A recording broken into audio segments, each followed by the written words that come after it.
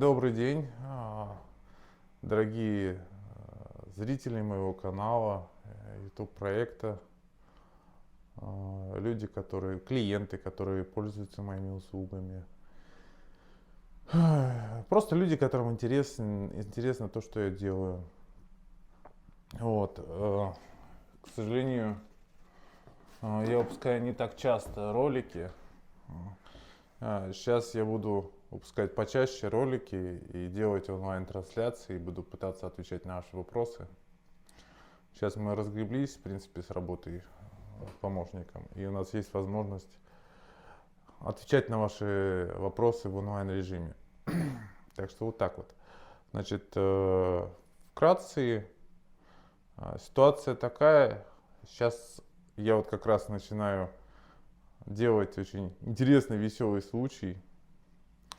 Это в том числе и говорит о том, насколько много женщин зашоренные живут в своей какой-то скорлупе и боятся себя показать, боятся начать жить по-другому. Тем самым они лишаются жизни и своего будущего. В свое время, вкратце теперь расскажу о ситуации. Это женщина, ей в районе 45-47 лет. У нее 3 детей. Живет она в Германии. Живет уже лет 20-25. Работает. У нее был муж. Скажем так, человек, который пытался забить все женское в этой женщине, уничтожить в ней женщину и жить на ней. Грубо говоря, за ее деньги и пользоваться ей как ему удобно, бухавшей. И таким образом она прожила почти больше 20 лет, боявшись уйти от своего мужа, боявшись, что дальше будет, какая дальше жизнь, боявшись кого-то обидеть, боявшись начать новую жизнь, начать жизнь с нуля, не боясь людей, не боясь поступков, не боясь того, что произойдет дальше. Почему я решил рассказать об этом случае? Потому что многие женщины не меняют свою жизнь, не пытаются что-то изменить, именно потому, что они боятся. Боятся чего? Того, что будет дальше, боятся обидеть, боятся быть непонятыми и боятся остаться одним. Скажу вам так, что лучше быть одной, чем когда ты морально и физически подавлена, унижена, и тобой как женщиной никто не интересуется, а тобой только пользуются как человеком, который должен постирать, приготовить, заработать денег. Но как женщиной, как человеком вами никто не интересуется. Человек, который живет с вами рядом, для него ты становишься просто, скажем так, чем-то непонятным, прислугой, прислугой или мамой.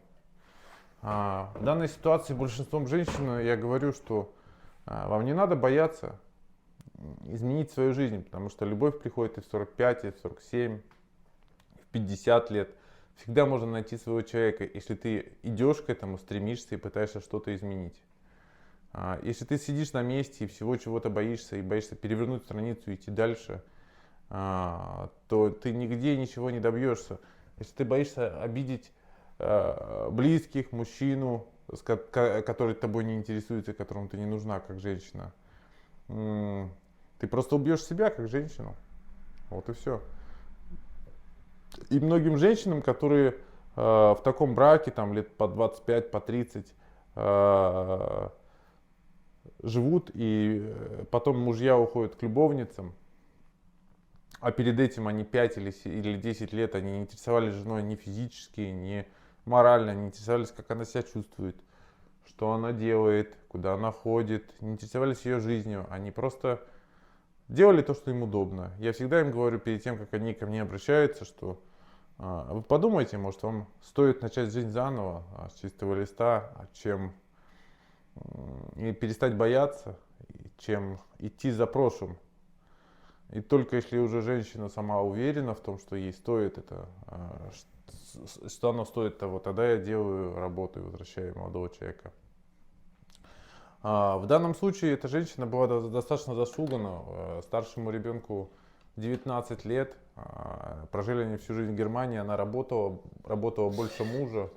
Муж все свои деньги скрывал, а жили они по сути на деньги жены. Все почти там 20 лет жизни в Германии. Вот. В один прекрасный момент эта женщина поняла, что она больше не может так жить, что ей не интересует как женщина, сексуальные отношения у них там раз в полгода. А ее единственное, для чего она создана, получается, в этой семье, это готовить, стирать, убирать и получать претензии, иногда крики от пьяного мужа, который ничем, кроме как бутылкой водки после работы, не интересуется. И жена как таковая ему не нужна. Ему интересно, сколько она зарабатывает, что она придет домой, что она будет делать, даст ли она ему денег. Но ему не интересно, эта женщина, как она взяла и сделала первый раз свою. То есть эта женщина сама по себе всегда искала отговорку, что ну вот он меня будет, ну вот он будет плакать, что подумают люди. Ну вот про меня будет плохо думать, но я не найду кого-то другого в пару. Она совершенно случайно встречает мужчину по сайту знакомств. И этот мужчина начинает себя вести как настоящий джентльмен. Он не женат, он уже был разведен, русский немец. Вот. И провстречавшись с ним месяц примерно, он случайно узнает, что она, оказывается, у нее есть муж, что у нее есть семья, скажем так. И он ей разворачивается и уходит, и говорит: нет, ну, раз я привык жить только в серьезных отношениях, раз нет. Хотя достаточно красиво ухаживал, все в порядке. И она в ходе этих обстоятельств берет и бросает в один момент мужа. Скорее всего, если бы не появилась вот эта случайная взаимосвязь, она не встретила случайно на сайте знакомств мужчину, она бы никогда не бросила своего мужа, потому что ей бы было страшно. Она бросает своего мужа резко, съезжает на другую квартиру, вот, затеивает развод, причем такой развод, что муж, вместо того, они пополам покупали квартиру в ипотеку, муж остается в этой квартире, в этом доме и говорит, что ну я с твоей зарплаты буду снимать еще за ипотеку половину, ну а дом мне останется. Муж не платит алиментов, 3 детей. То есть она дальше дает на себе ездить. Вместо того, чтобы защищать свои права, а в Германии это и в любой части Европы права женщины очень сильно защищены. Вот. И вместо того, чтобы получать алименты, потому что там младшему ребенку 6 лет, старшему 18, она ему еще доплачивает за ипотеку этого дома. Вот. Это называется страх. Страх что-то делать, выйти из удобной конструкции. Вот. Она связывается с этим мужчиной, который сказал: все, раз ты жената, я все свободна. И у них происходит еще несколько встреч 5-10, и этот мужчина пропадает. Вот. Ну, естественно, этот мужчина остался в памяти нашей женщины очень сильно. Вот. Она обращается, начинает искать, извиняюсь, я простыл немножко. Она начинает искать колдунов, которые помогут ей вернуть эти отношения. Ну, а все отношения там длились там 4 или 5 месяцев. Мужчина тоже взрослый, там 47 лет. Вот. И первая так называемая ведьма, которая находит, начинает ей грузить, что да, я за неделю справлюсь, все поможет. Наша девушка платит 900 евро. Вот. Через 3 дня оказывается, что у ее любимого мужчины, по словам нашей колдуньи, на нем какой-то сильный приворот от бывшей жены. Она просит еще 900 евро. Вот. И опять обещает, что через неделю все вернется на круги свои, все будет отлично. Проходит там еще, грубо говоря, 2 недели. Она рассказывает, что там на нем сильный приворот от какой-то любовницы. И нужно еще что-то сделать, и берет еще 2000 евро.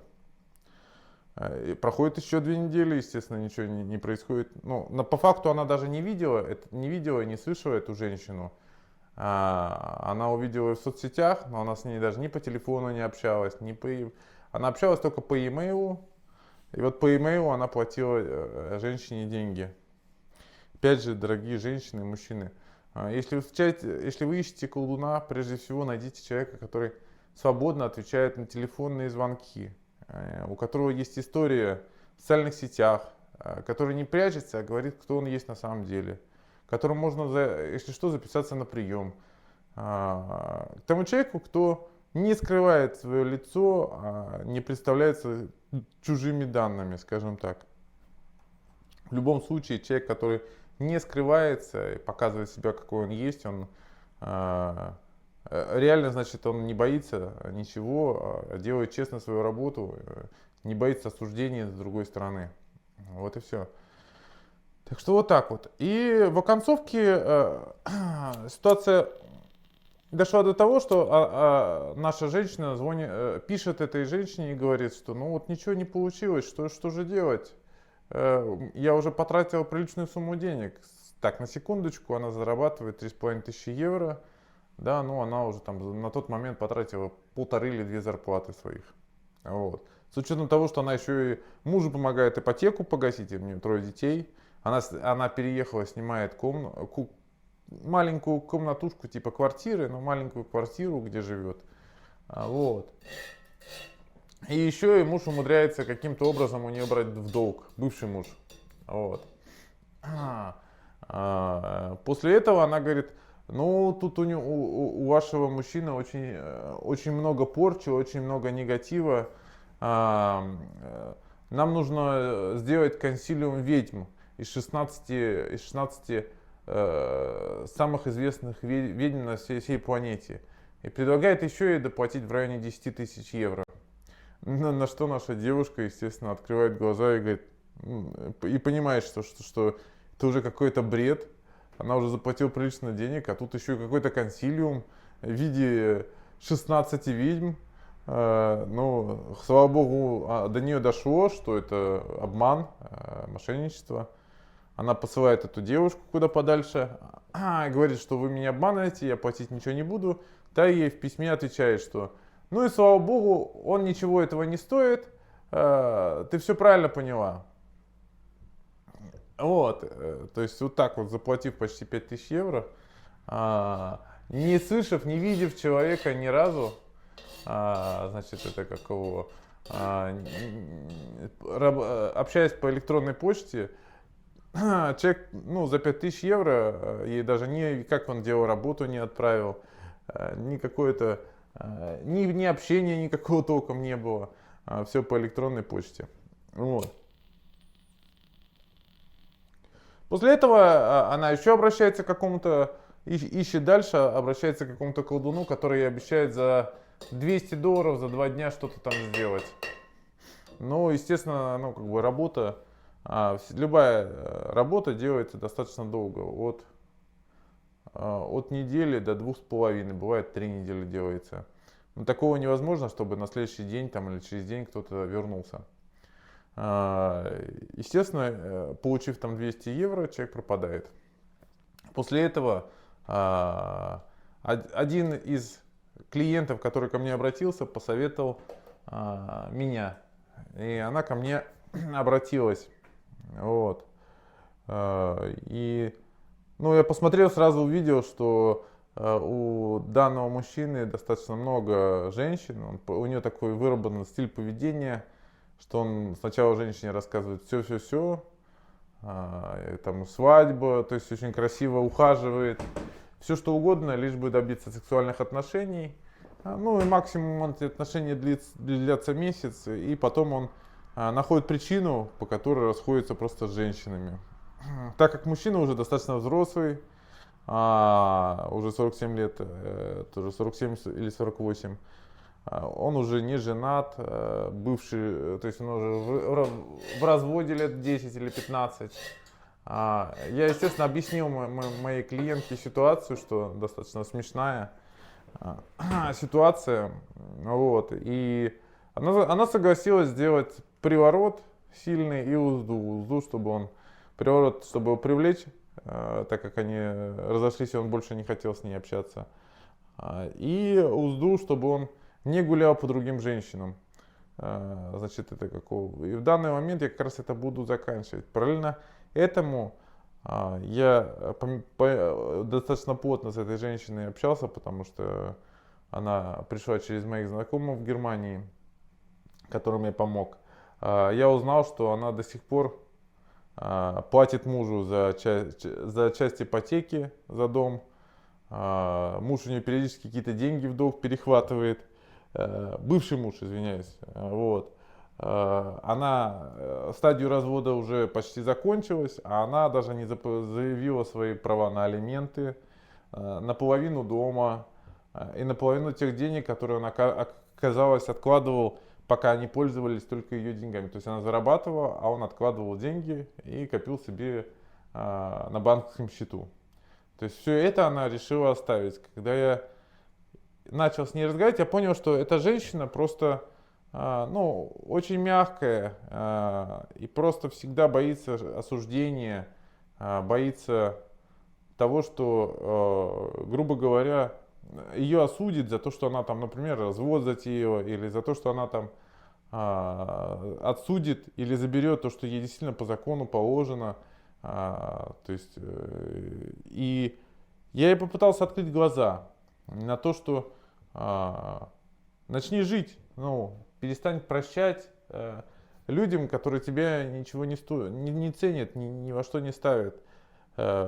И кроме этого, да, я ей помог, и она сейчас начала процесс, сейчас начинает процесс против своего мужа, чтобы вернуть половину дома, чтобы не жить в съемной квартире, и чтобы получать алименты и какие-то отступные те деньги, которые заработали в семье.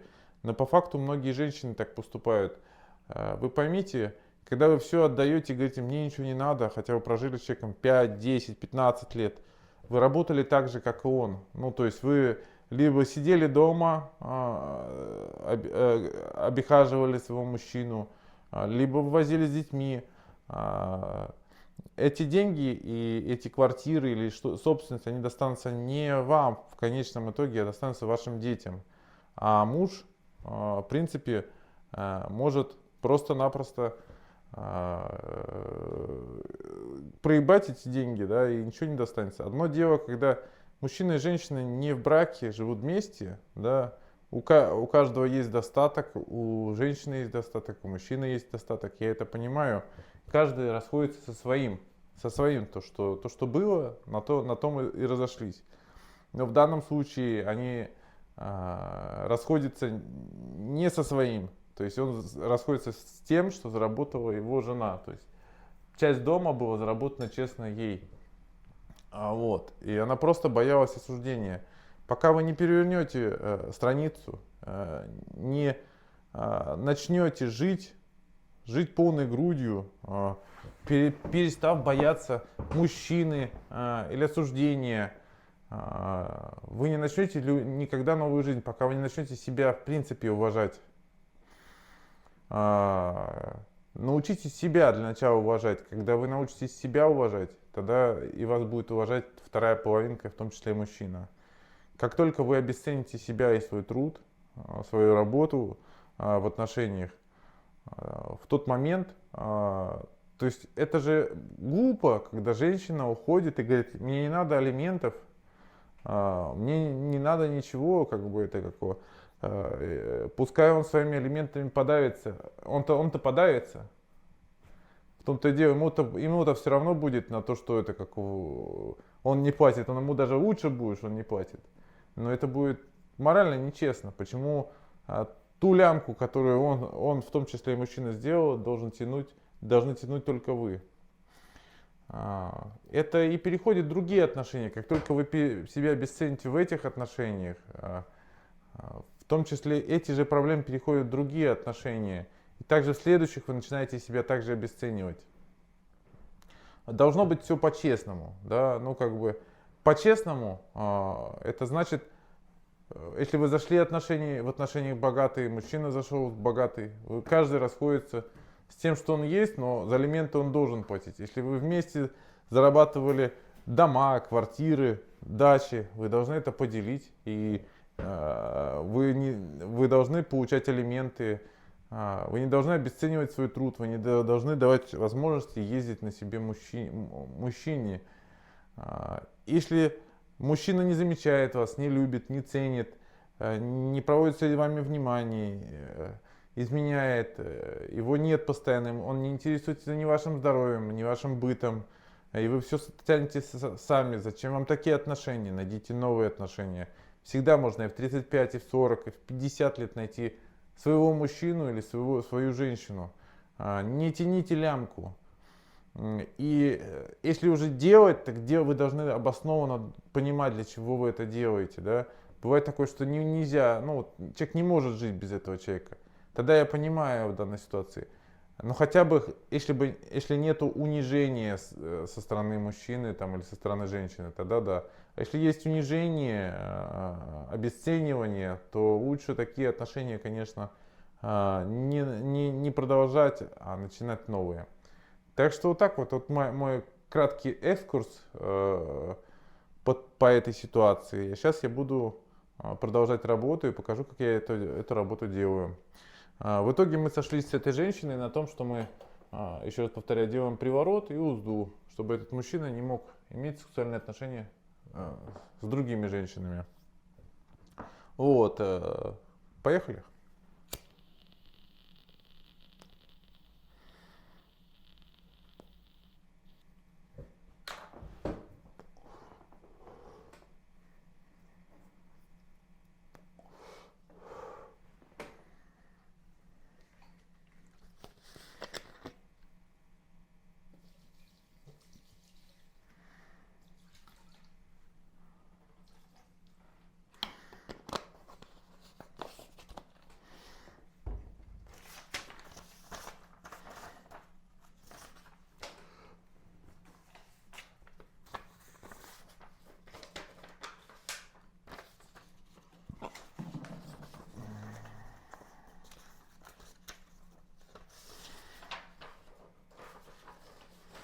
В ходе общения с этой женщиной я понял, что она подсознательно боится идти дальше в своей жизни, в своих отношениях.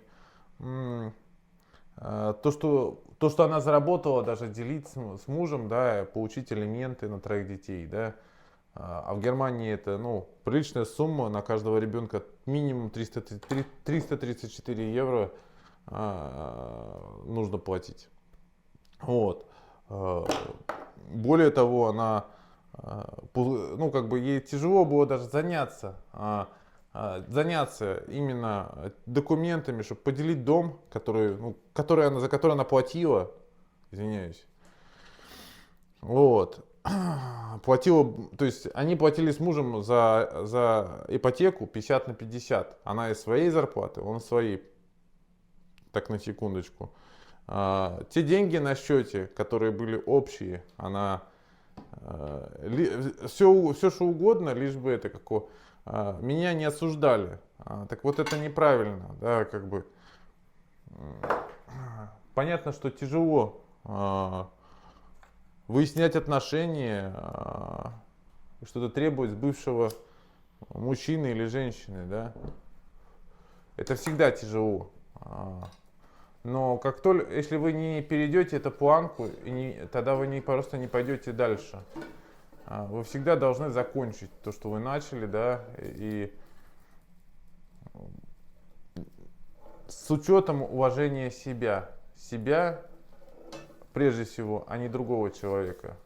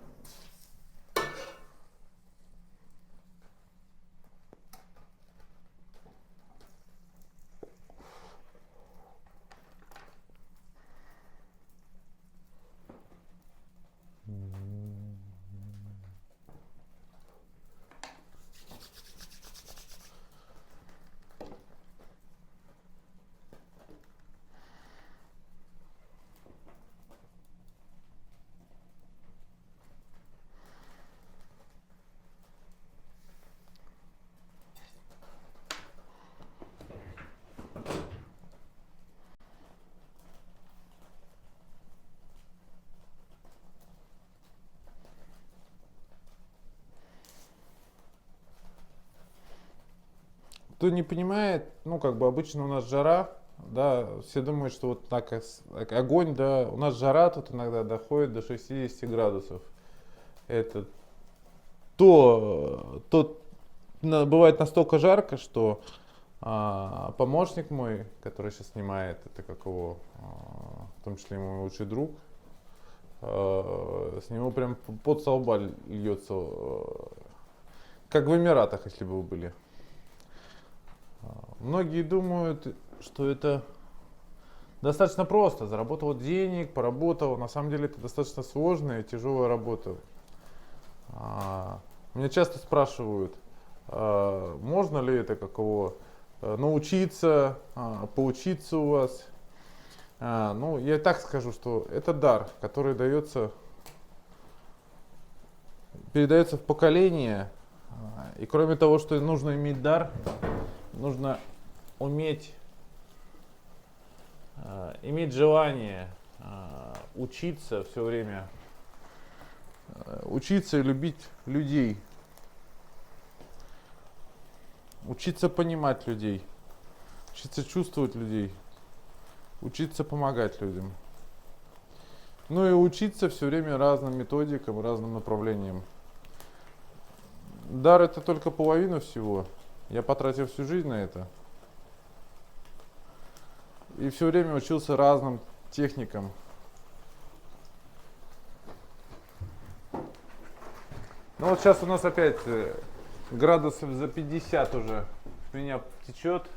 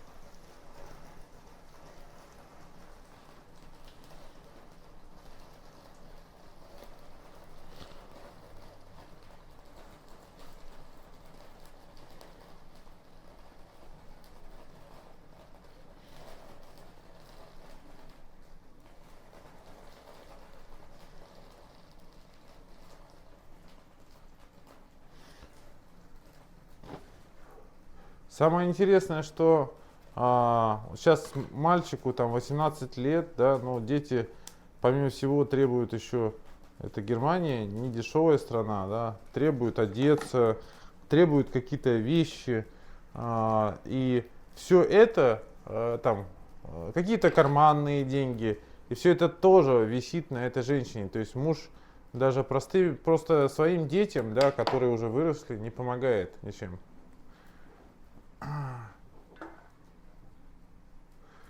Ну, ей тяжело начать процесс, чтобы она хотя бы получала алименты и поделила тот дом, за который она оплатила свои деньги личные.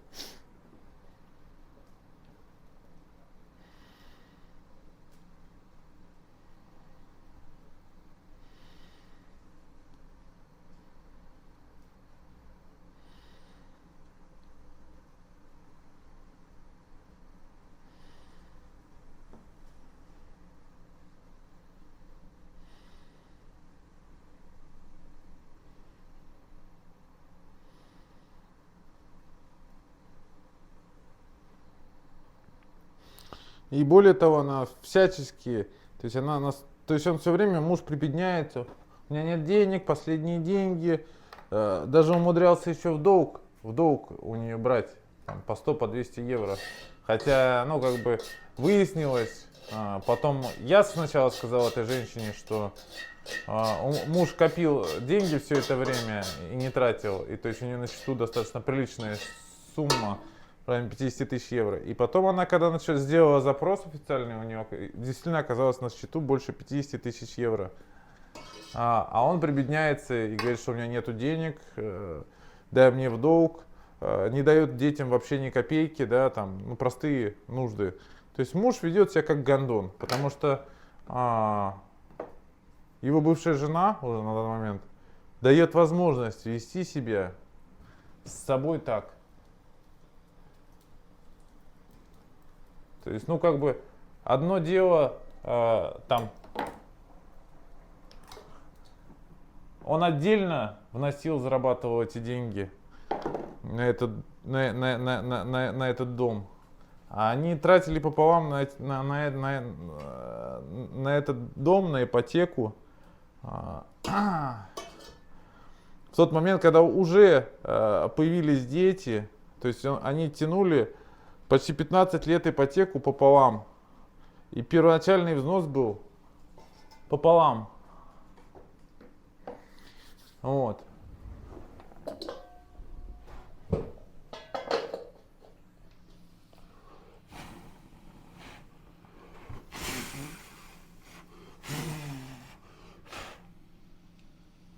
Ну, у нас небольшой пожар произошел. Такое тоже бывает.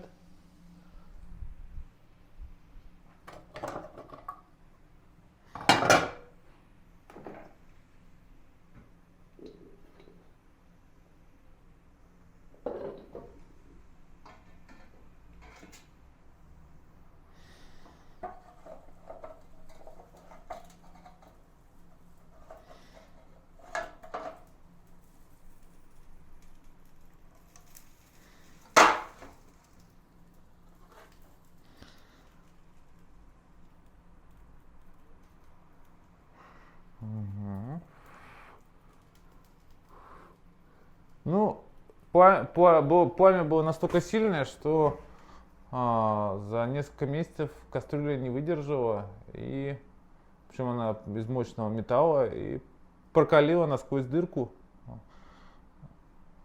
и начала прогорать полностью. Ну вот такие вещи у нас часто выходят из строя. Так, сейчас мне не поставить никто, чтобы это не загорелось. Сейчас, секундочку, я отвлекусь. Берем, чтобы я случайно не воспользовался. Вот. Вот это наш красавец, который любит гулять и рассказывать женщинам, что хочет серьезных отношений, воспользовавшись и получив полностью женщину, погуляв с ней 2-3 месяца, он просто пропадает. Но Я открою секрет, это не только в Германии, в России тоже такое часто есть, что мужчина рассказывает все сказки про любовь, что он завтра женится, что он никогда в жизни не встречал такую красивую, невероятно сумасшедшую красивую девушку, что он готов вообще все, что угодно сделать. А в итоге, после того, как он получит сексуальные отношения и попользовался девушкой несколько месяцев, он просто придумывает причину и убегает. Ну, в том числе и наш герой поступил так же. Как выяснилось, он не первый раз уже такие вещи проделал. Но, к сожалению, попал не на ту девушку. И в этот раз девушка решила не оставлять это так. И влюбилась в него по уши. И наконец-то дошла до меня. Вот. И я думаю, у нас все получится. Я сделаю так, что наш мужчина никуда не денется. Люди взрослые понимали, она понимала и понимает, что ей грозит то, что я сделал, да. Данная работа делается на всю жизнь. Без обратки. Обратно ничего сделать нельзя. Я ее 10 раз предупредил. Ну вот. И теперь наш бедный мужчина, который привык всем девушкам рассказывать, какие они великолепные, красивые, как он готов выйти замуж, попался в наши прекрасные сети.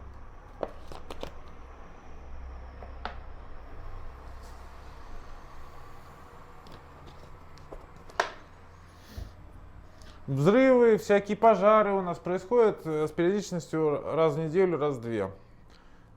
Достаточно серьезные ожоги, травмы. Ну, очень часто это все происходит. Моя работа достаточно небезопасная. Более того, иногда духи злятся, не хотят. Я их заставляю делать то, что они не хотят. И тут может все что угодно произойти. Бывает, летают стулья, мебель. Что только тут не происходит. Поэтому все, что здесь происходит, иногда не для слабонервных людей. Так что вот так вот. Ну что, наш мужчина почти готов. Сейчас мы ему устроим экзекуцию. И его член будет работать только с одной женщиной. Многие женщины понимают узду это как пользование мужчин. Нет. Да, вы получаете полностью мужчину, он не может иметь сексуальные отношения, но с этим приходит ответственность. Это не значит, что вот все, вы получили полностью мужчину, и теперь вы будете им управлять и издеваться над ним. Работа в отношениях всегда нужна, и с обоих сторон.